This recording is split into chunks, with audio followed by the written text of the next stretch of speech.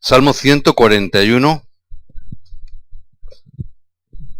Vamos a leerlo antifonalmente, son 10 versículos, vamos a leer uno, empezaré yo leyendo los impares, vosotros los pares, y terminamos juntos en el versículo 10. Salmo 141, oración a fin de ser guardado del mal, dice la palabra. Así lo titula este salmo, salmo de David. ¿Lo tenemos? Salmo 141, pues empieza diciendo: Jehová, a ti he clamado, apresúrate a mí, escucha mi voz cuando te invocare. De ti, como el incienso, el don de mis manos, como la ofrenda de la tarde. Pon guarda a mi boca, oh Jehová, guarda la puerta de mis labios. No dejes que se incline mi corazón a cosa mala, a hacer obras impías con las que hacen iniquidad, y no coma yo de sus deleites. Que el justo me castigue, será un favor, y que me reprenda, será un excelente bálsamo. Que no me herirá la cabeza, pero mi oración será continuamente contra las maldades de aquellos. Serán despeñados sus jueces, y oirán mis palabras, que son verdaderas. Como quien hiende y rompe la tierra, son esparcidos nuestros huesos a la boca del Seol. Por tanto, a ti, oh Jehová, Señor, miran mis ojos, en ti he confiado, no desampares mi alma. Guardaré de los lazos que me han tendido, y de las trampas de los que hacen iniquidad. Caigan los impíos, aúna en sus redes, mientras yo pasaré adelante. Que Dios bendiga su palabra en este día. Hay dos tipos de personas, personas que viven a través del sufrimiento, ¿verdad? La mayoría de los problemas, la mayoría de las dificultades, normalmente suelen venir por nuestra propia culpa, normalmente suelen venir por nuestras propias decisiones. A veces si estamos en un trabajo y en ese trabajo tenemos problemas, normalmente suele ser porque en muchas ocasiones no los buscamos nosotros mismos. Hay veces que también esto ocurre en la iglesia. Los que a veces trabajan en la iglesia y a veces en la iglesia puede haber malos entendidos, pero surgen problemas y normalmente los problemas que surgen normalmente suelen ser siempre por culpa nuestra, por culpa de nuestras decisiones, por culpa de nuestras determinaciones que hacemos, por culpa de nuestros errores. La mayoría nos damos cuenta de que el problema está dentro de nosotros y no fuera de nosotros. Pero nosotros decidimos casi siempre culpar a los demás, ¿verdad? Normalmente suele ocurrir. A veces tomamos decisiones equivocadas, pero siempre echamos la culpa al otro. Esto pasa mucho en los matrimonios, ¿verdad? Entre el hombre y la mujer. No voy a entrar en este tema, pero los que estáis casados me entenderéis, ¿verdad? Tomamos a veces decisiones y decimos, no, pero es que tú me dijiste... No, yo no te dije, bueno, pero lo insinuaste. O me miraste diciéndome. E interpretamos hasta los gestos más ininterpretables. Pero el caso es, no, yo no fui. En cambio, hay otras circunstancias, otras situaciones, otro sufrimiento que viene por causa de otras personas, ¿verdad? Y aquí es donde todos diríamos, ¿ves? Es lo que me pasa a mí. Aquí es donde nos metemos la mayoría, ¿verdad? Yo soy de esos, de los que sufren por los demás que me causan sufrimiento a mí. Pocos pueden decir, como David, que esto es cierto 100%. David sufrió mucho, pero fue un sufrimiento que no fue por su culpa, sino por culpa de las demás personas.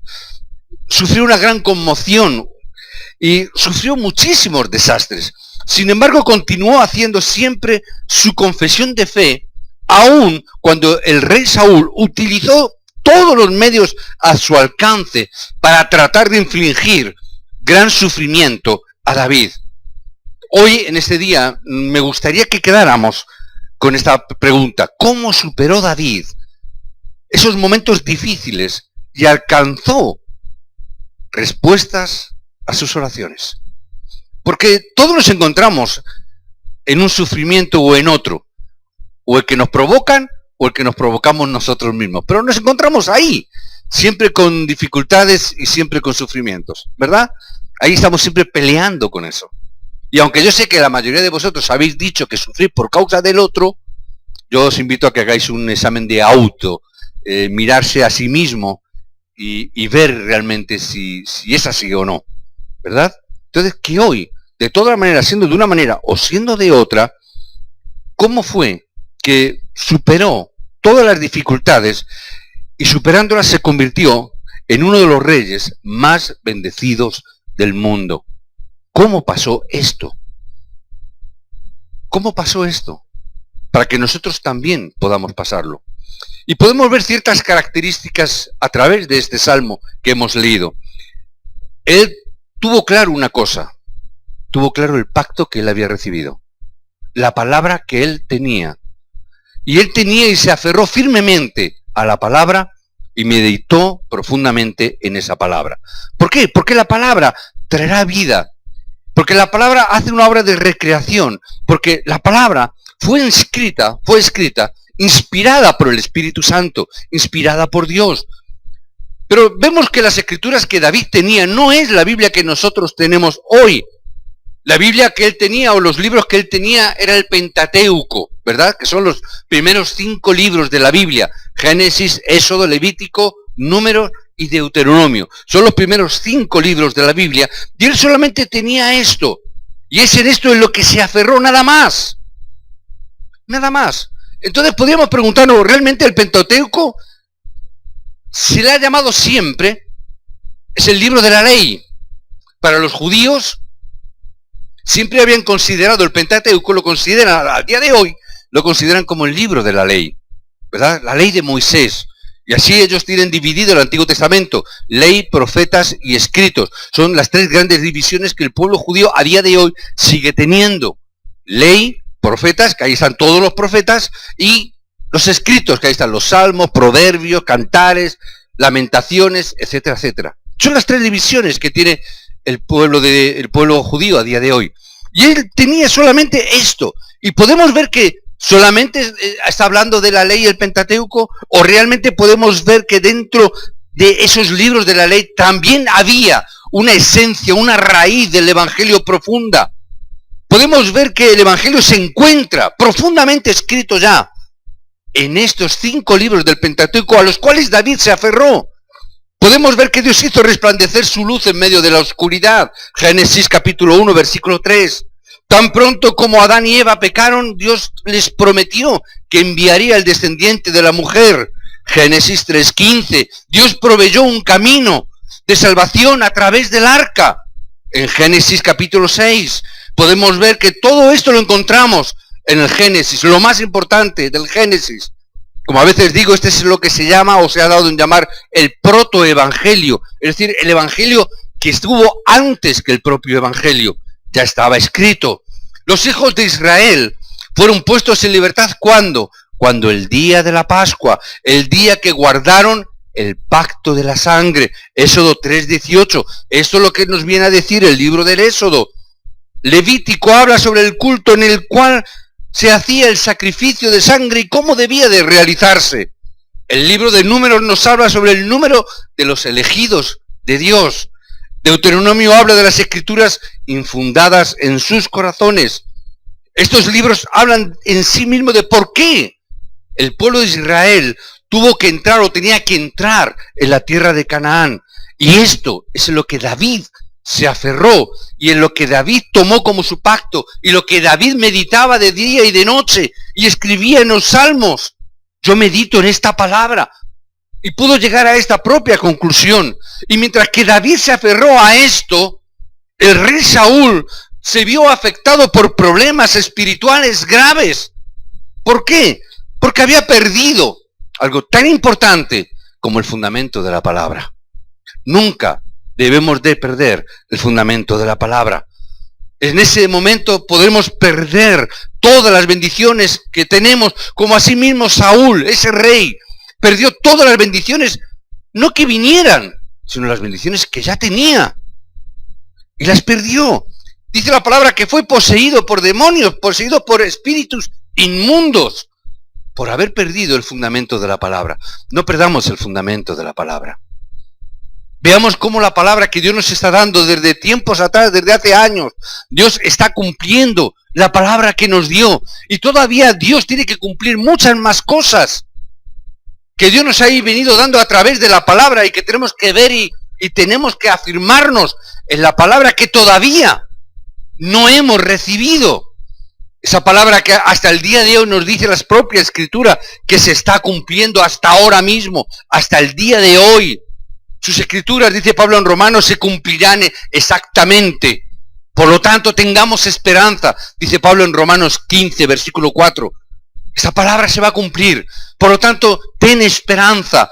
Primera de Corintios capítulo 10 nos dice que la palabra nos ayuda a comprender cosas importantes, que es un ejemplo para nosotros. Porque se va a cumplir. Pero, además de eso, de saber que esa palabra se iba a cumplir, David tenía una postura que conservar. Por eso este texto es tan hermoso. Yo decía hoy a los obreros, hay una palabra que hoy vamos a compartir, versículo del 1 al 3, que es lo que nos dice: Señor, pon un guarda en mi boca. Pon guarda en mi boca. Comentábamos esta mañana, ¿qué significa esta palabra? Y vemos que esta palabra, guarda, hay palabras muy importantes, en momentos muy importantes que Dios las da. Emplea la palabra guarda, la palabra vigilante, la palabra atalaya. Pero de manera muy importante hay 3 versículos en las Escrituras que hablan sobre poner vigilantes o guardas. Ezequiel capítulo 3, del 8 al 21, os lo invito a que lo pongáis. Dice: yo te he puesto como centinela sobre la casa de Israel. Oirás pues la palabra de mi boca y los amonestarás de mi parte. Isaías 62, del 6 al 12, nos dice: sobre tus muros he puesto guardas. Entonces les dice que se mantengan en oración. Orar. Somos los vigilantes, los guardianes que protegen al pueblo a través de la oración. Os bendigo en el nombre de Jesucristo, que os levantéis como vigilantes de la oración para guardar al pueblo a través de esa misma oración. Y tenemos el Salmo 141 que hemos leído, versículo 3. Pon guarda a mi boca, oh Jehová. Y a pesar de que a David le venían grandes dificultades, nunca se quejó. Hermanos, tenemos que aprender, como decíamos esta mañana, ¿qué es lo que hablamos? ¿Qué es lo que decimos? Tenemos que aprender de que nuestras palabras van a traer fruto según nosotros las proclamemos. Si nosotros somos personas que proclamamos maldición, ¿qué vamos a recibir? El fruto de la maldición. Si nosotros somos personas que solamente estamos hablando de muerte, ¿qué vamos a recibir? Muerte. Si nuestras palabras solamente hablan de crítica, ¿qué vamos a recibir? Crítica. Si nuestras palabras solamente hablan de incredulidad, ¿qué vamos a recibir? Incredulidad. Tenemos que cambiar nuestras palabras. Nuestras palabras, y David lo tenía claro en su oración, nunca hablaba imprudentemente. Siempre empleaba las palabras oportunas. Él tenía cuidado con las palabras. Y él procuraba siempre, en vez de maldecir, siempre bendecía. Siempre bendecía. Hermano, si no vamos a decir algo que bendiga, no digas nada. Si tus palabras no van a traer o van a incentivar la fe, entonces no hables. Si nuestras palabras no van a traer vida, cállate. Porque tu palabra va a traer fruto. Pon guarda en tu boca. Protege tu boca de palabras imprudentes. David, incluso en los momentos más extremos de su vida, guardó su boca. Nunca proclamó nada. Su boca estaba bien guardada. Cuando todos en el campamento de David quisieron matar al rey Saúl y hablaban de muerte, David hablaba de vida. Dejadle vivir, no le toquéis. Pero es que te quiere matar. Y hablaban incredulidad, hablaban muerte. Nosotros tenemos que hablar fe. Nosotros tenemos que proclamar la fe de Cristo. Tenemos que proclamar la vida de Cristo. Tenemos que proclamar las bendiciones de Cristo. Nuestra palabra es muy importante lo que decimos. Es muy importante lo que proclamamos. Y sobre todo es muy importante lo que oramos. Porque a veces nosotros oramos incorrectamente. Oramos no conforme la palabra de Dios. Oramos conforme nuestros sentimientos y nuestras emociones. ¿Quién utiliza nuestros sentimientos y nuestras emociones? Si no utilizamos la palabra, ¿quién va a poner eso en nosotros? Es el diablo quien va a poner en nosotros los títulos de oración cuando te mete en dificultades y en problemas. ¿Y tú qué haces? Oras el problema. Estás orando conforme el propósito de Satanás. ¿Por qué? Porque no estamos orando conforme la palabra. Siempre David tenía la palabra de Dios en sus labios. Siempre que oraba, proclamaba la palabra de Dios. Nunca habló descuidadamente. Tenemos que entender esto. Aquellos que tienen el misterio de la oración y tienen el misterio de la palabra, te darás cuenta que son personas que hablan poco. No tienen que hablar mucho. ¿Por qué? Porque lo que tienen que decir, se lo dicen a Dios, utilizando la palabra. ¿Por qué voy a discutir con mi hermano? Porque yo veo que a lo mejor mi hermano tiene una dificultad, un carácter, un temperamento. Hay veces que nosotros, pues yo como soy así de claro, yo lo digo todo. A veces que eres un grosero, en vez de... ¿Verdad? ¿Por qué? No, porque es que yo soy muy claro. Muy bien, de acuerdo. Díselo a Dios. Dale la palabra a Dios. Si tienes un problema, díselo a Dios. No, yo solo voy a decir a mi hermano porque... Y además, con ese... Porque además tengo razón. ¿Verdad? Porque además tengo razón. Da igual la razón que tengamos. Tenemos que hablar solo a Dios. Emplea la palabra de Dios.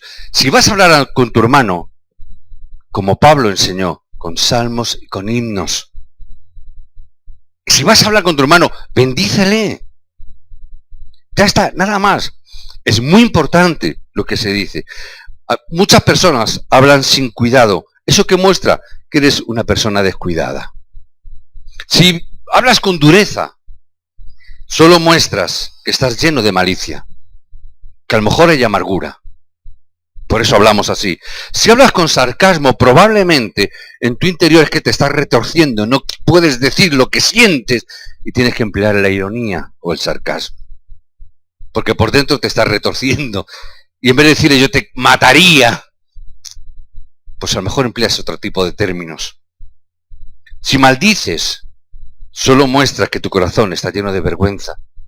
Si hablas obstinadamente, lo que estás demostrando es que tienes mal genio. Por eso, y por lo tanto, tenemos que orar, cuidando nuestra palabra. Pero además, David oraba para que su corazón nunca estuviera con los malvados. Así lo vemos en los versículos del 4 al 6. Que mi corazón no se incline a la maldad. No me dejes, dice el Salmo, participar con hombres malvados hechos de iniquidad. No me permitas comer de sus manjares. Es más, del versículo 7 al 10 nos dice, guárdame de las trampas que han puesto para mí. Guárdame, dice la palabra. Tenemos que tener estas actitudes. Guarda mi palabra. Ora para que tu corazón salga de toda maldad. Y Señor, guárdanos de las trampas, de las personas que hay a nuestro alrededor. Y David estaba hablando de las acciones de la gente, orando para que se mantuvieran alejados de trampas y de artimañas. El versículo 10 termina diciendo que caigan los impíos en sus propias redes, que ellos caigan en sus propias trampas, estaba diciendo. Ese era el título de oración que tenía David. ¿Y qué es lo que pasó? Que David venció siempre sin oponer ninguna resistencia. ¿Por qué? Los propios malos caían en sus propias trampas. No hacía falta. Este es el misterio que hay detrás de la victoria de David. Este es el secreto que había. Si te aferras a esa palabra de Dios, serás más que victorioso. Y no hará falta que pelees ninguna batalla. Simplemente sostente en la palabra de Dios. Y no solamente en la palabra de Dios de hoy, sino en la palabra de Dios que Dios va a cumplir. Dios nos ha dado muchas palabras que todavía no se han cumplido, no las hemos visto. Pero yo creo que Dios las va a cumplir. David lo entendió. Y David recibió palabras del profeta Samuel. Samuel le transmitió palabras a David. Primera de Samuel capítulo 16, del 1 al 13 nos dice cómo se convertiría en rey. No solamente le dijo te vas a convertir en rey, sino además le estuvo contando también toda la historia acerca del arca del pacto. Samuel lo conocía bien, había crecido a los pies del arca. Y le contó la importancia del arca. Y le habló de la relevancia de la presencia de Dios en ese arca que representaba esa presencia para el pueblo. Y le contó todo eso. Y también le contó acerca del templo y de la necesidad que había de levantar el templo. Es decir, David, antes de ser llamado, ya estaban estas palabras en el corazón de David.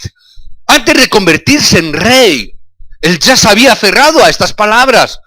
Él ya estaba orando por ese pacto. Él ya estaba orando por ese templo. Ya estaba orando para que el arca del pacto entrara en el templo. Y la razón por la que fue capaz de vencer todas las dificultades es porque ya estaba aferrándose a esa palabra con toda seguridad. Con esas palabras que todavía no veía, pero que sabía que se habían de cumplir. Yo todavía no soy rey, pero yo oro y vivo como si fuese un rey. Porque es la palabra que Dios me ha dado. Él ya lo tenía. Por eso os bendigo en el nombre de Jesucristo. En el pacto en el cual la iglesia del aposento alto de la calle de la Paloma 16 en Parla tiene que sostenerse. Es en el pacto que Dios nos ha dado, que es el pacto de la evangelización del mundo. Es el pacto en el que todas las familias tenéis que aferraros como el pacto que Dios os ha dado. Ese pacto del evangelismo bíblico, de la evangelización bíblica, en la cual el misterio de Cristo es revelado. Es ahí donde nosotros ahora, aunque no lo estemos viendo, tenemos que aferrarnos, porque es el pacto definitivo de Cristo, que Cristo ha de volver. Pero antes de que Él vuelva, este evangelio tiene que ser predicado hasta lo último de la tierra. Las familias de aposento alto, de esta iglesia de aposento alto, tenéis que aferraros a esta palabra. Tenéis que aferraros a este pacto que Dios ha establecido. Aunque no lo veamos hoy, yo tengo que aferrarme. Porque si yo me aferro, igual que Dios le dio la vida a David, también Dios nos la dará. Y David tenía una vida, por lo tanto, que glorificaba a Dios, porque entendió esa palabra. Declaró que Dios estaba vivo delante de todas las naciones. Cuando se tuvo que enfrentar a ese gigante llamado Goliat, y él proclamó esa palabra: yo vengo en el Dios vivo de los ejércitos de Israel. Y pudo proclamarlo. Eso era la evangelización. Eso eran las misiones que él estaba llevando a cabo. Porque estaba en su corazón desde niño. Y él pudo proclamar esa palabra. Si no, ¿quién le pudo enseñar a un adolescente, a un jovencito? ¿Y cómo pudo proclamarse? Ser el representante del Dios vivo de los ejércitos. Lo tenía en su corazón. Él quería glorificar a Dios con su vida. Él se iba a enfrentar a ese Goliat. Sabía que corría el peligro de morir. Pero él sabía en quién había creído. Y él sabía todas las historias que le había contado Samuel. Y él se había aferrado a ese pacto de ser rey. Es decir, en el fondo sabía: no puedo morir. ¿Por qué? Porque todavía no se han cumplido la palabra que Dios me ha dado. Voy a glorificar el nombre de Dios. Dios da su palabra si son hijos de Dios. Dios da su palabra a aquellos que son verdaderos creyentes. Dios da su palabra a aquellos que de verdad son evangelistas. Porque sabe que estos son los que van a cumplirla. Si tú te encuentras entre ellos, Dios te dará lo que necesites. No pienses en términos humanos. No pienses en términos carnales. No se trata de forzar algo para hacerlo funcionar. No es cuestión de forzar las cosas. La respuesta vendrá si tú como evangelista te aferras a la palabra. Si tú como evangelista te aferras firmemente a ello, las respuestas vendrán en tu vida. Quiero que toméis esta conclusión en este día. Puedes pensar o puedes sentir que lo que deseas, que lo que quieres, tú lo puedes conseguir utilizando tus propias artimañas. Hay creyentes que piensan que lo pueden conseguir si son obstinados. Creen que pueden conseguirlo si son tercos. Pero lo que os digo es que en última instancia no conseguirás llegar a ninguna parte con esa manera. No es por tu terquedad, no es por tus artimañas, no es a veces porque nosotros empleamos nuestras estrategias para conseguir nuestros propósitos. Nunca llegaremos muy lejos si pensamos así. ¿Por qué? Porque al final el Evangelio vencerá, porque la verdad prevalecerá por encima de todas las cosas. No te aferres a otra cosa. David finalmente fue victorioso, porque se aferró a esa palabra. No utilizó ninguna estrategia humana, ninguna artimaña humana. No deseó nada humano para él. Por eso fue victorioso y se convirtió en el Rey de Reyes. En aquella época fue llamado Rey de Reyes. Apenas luchó, pero consiguió vencer todas las batallas. Simplemente se aferró a esa palabra. ¿Quién tuvo alrededor de él? Solo los obreros leales y verdaderos se unieron alrededor de él en los tiempos de dificultad. Porque en los tiempos buenos, cuando todo va bien, todos tenemos muchos amigos. Cuando todo va bien, tenemos muchos compañeros de viaje. ¿Verdad? Cuando va bien, la gente alrededor tuyo va. En los tiempos difíciles solamente quedan los obreros verdaderos. Por eso, a veces, ¿no?, mi esposa y yo oramos: Señor, gracias por los problemas. Señor, gracias por las dificultades. Gracias por las adversidades. ¿Por qué? Porque de ahí saldrán los verdaderos obreros. Porque de ahí salen los verdaderos líderes de la iglesia. Cuando todo va bien, cualquiera es líder. Cualquiera es obrero. Cualquiera es discípulo. Pero en los tiempos de dificultad, solamente ellos te acompañarán. Amén. Tan pronto como David se convirtió en rey, las bendiciones más grandes se restauraron en Israel. Y podemos ver que incluso esas bendiciones llegan hasta el día de hoy. Una nación tan pequeña, en medio de tanto adversario, tanto enemigo, y todavía preserva esa realidad. David tenía un secreto. Quiero que lo tengáis también para vuestro título de oración para esta semana. El tema de oración de toda su vida era construir el templo. Ese era el título de su vida. Esa era la motivación de su corazón, construir el templo. Y como eso estaba en su corazón, Dios le otorgó las mayores bendiciones, más que entre todos los reyes que ha habido. Porque tenía su título de oración para toda la vida. Yo hoy te pregunto, ¿cuál es el tuyo? ¿Cuál es el título de oración que tú tienes para toda tu vida, por el cual Dios tenga que bendecirte? ¿Qué es lo que hay en tu corazón para toda tu vida? Porque para mañana está bien, tener trabajo, salud, está bien. Pero ¿cuál es el título de oración para toda tu vida? ¿Por qué Dios tiene que bendecirte? Como Dios tuvo que bendecir a David. David puso en su corazón: tengo que levantar el templo. Porque en ese lugar quiero que entre la presencia de Dios. ¿Por qué? Porque entendió algo. Yo soy rey. Yo soy rey. Y mira qué cama tengo más cómoda. Colchón de látex. Bueno, no habría colchón de látex, pero el que hubiera en aquella época que fuese el mejor. El viernes yo les preguntaba también en el discipulado: ¿y qué tela sería la mejor? La de lino fino. Pues sus sábanas serían de lino fino. Hoy serían de raso o de algodón, qué sé yo, ¿no?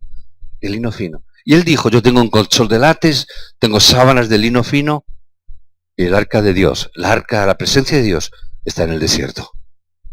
¿Qué significa? No puedo dormir. Y tenía este título en su corazón. Yo no puedo disfrutar de todo lo que estoy disfrutando, de todas las bendiciones que Dios me está dando, y el arca de la alianza está en el desierto. Tenía un título de oración en su corazón. ¿Cuál es tu título de oración para toda tu vida? ¿Cuál es tu título de oración? Ya sabéis cuáles son los míos, no lo voy a decir hoy. Ya lo sabéis, muchas veces lo digo.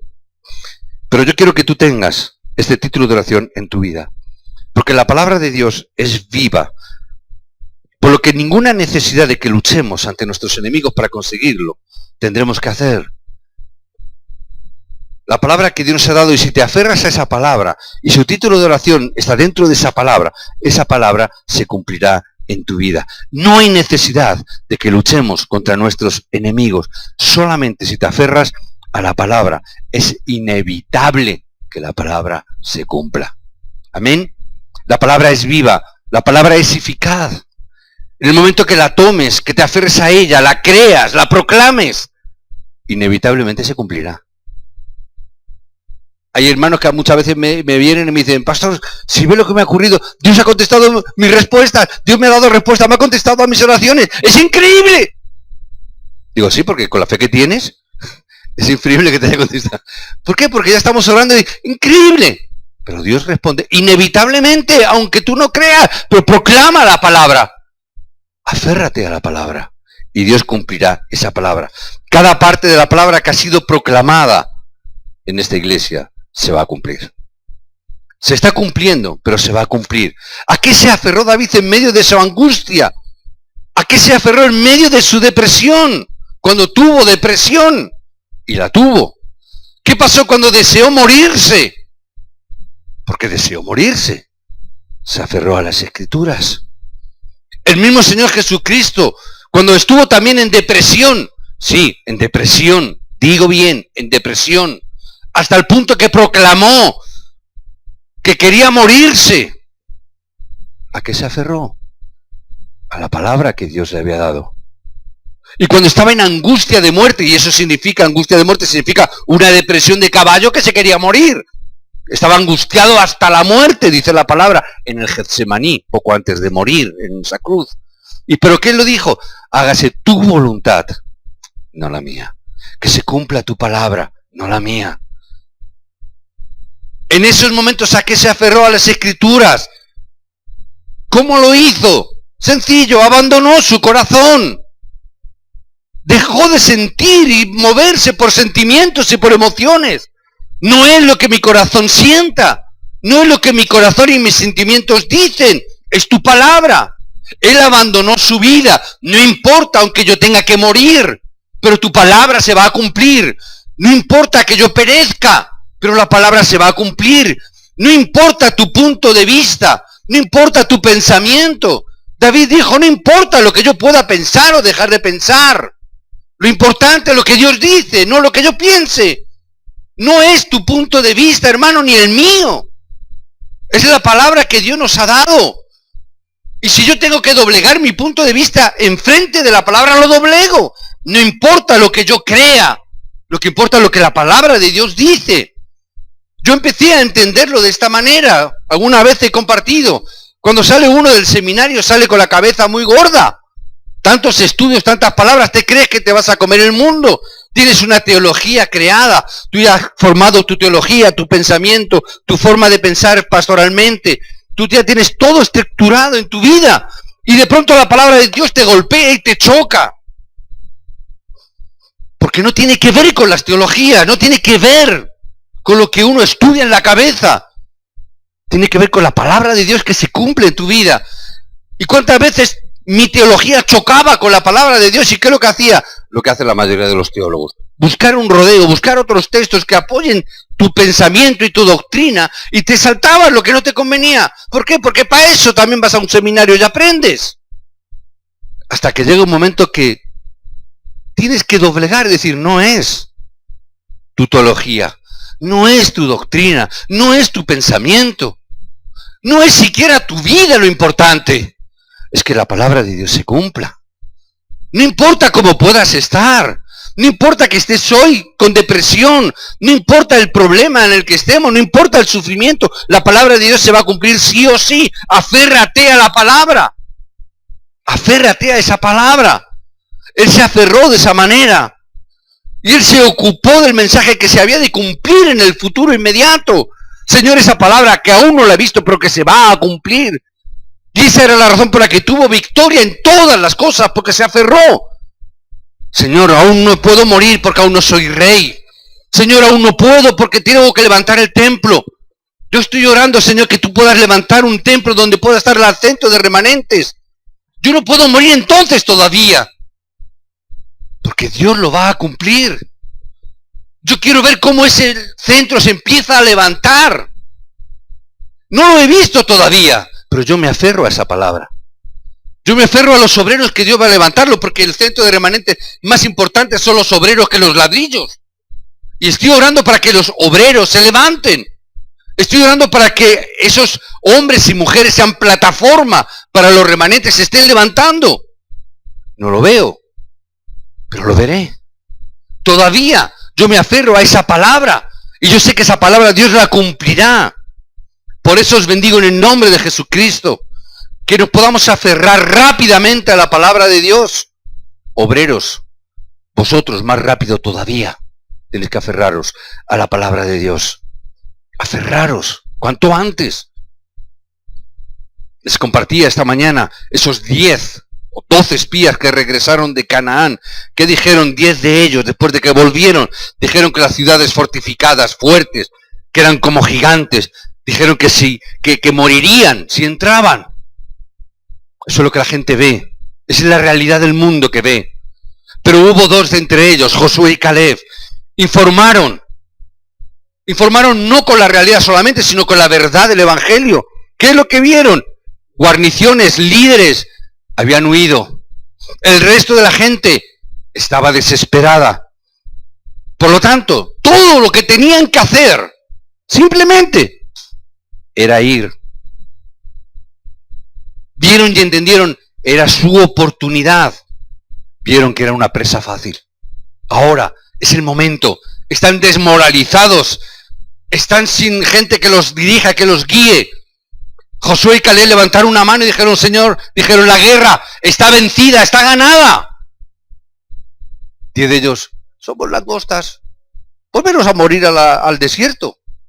Y ellos escogieron morir en el desierto. Pero ellos dijeron, la guerra está ganada. No lo habían visto todavía, no lo habían tomado, pero veían ese futuro. Os bendigo para que veáis que la guerra, la batalla está vencida. Moisés vio, valoró lo que dijeron 10 hombres y lo que dijeron 2. Y dijo, entremos en la tierra. Entremos, porque la victoria ya era nuestra. ¿A qué palabra te vas a aferrar? ¿Son muchos y fortificados? ¿O la batalla ya está vencida? Es nuestra oportunidad. Os bendigo en el nombre de Jesucristo, que hoy toméis la palabra como vuestra oportunidad. Es la oportunidad que Dios os está dando. En el momento que te aferres al Evangelio, las fuerzas de la oscuridad en tu vida desaparecerán. Cuando te aferras al Evangelio, las fuerzas de la oscuridad de tu familia huirán. Cuando te aferres al Evangelio, las fuerzas de la oscuridad que hay en tu entorno caerán. Caerán. A veces me preguntan cómo podemos construir un nuevo templo, levantar el centro de remanentes, apoyar a los misioneros al mismo tiempo. ¿Cómo se puede hacer todo eso? Solamente hay una palabra: aférrate a la palabra de Dios. ¿Cómo? Aférrate a la palabra de Dios. Os bendigo a todos los obreros y misioneros, a todos los obreros y líderes de la iglesia en el nombre de Jesús, que vais a entrar al campo en esta semana, que vais a ir a vuestros campos. Os bendigo en el nombre de Jesucristo para que os aferréis a la palabra. En esta semana, aferraros a la palabra. Todos vosotros, que sois obreros, que sois líderes, que vais a entrar en los campos de vuestros trabajos, de vuestras empresas, que entraréis en los centros de estudio como remanentes, aferraros a la palabra para ser capaces de salvar este mundo. Os bendigo en el nombre de Jesucristo. Amén.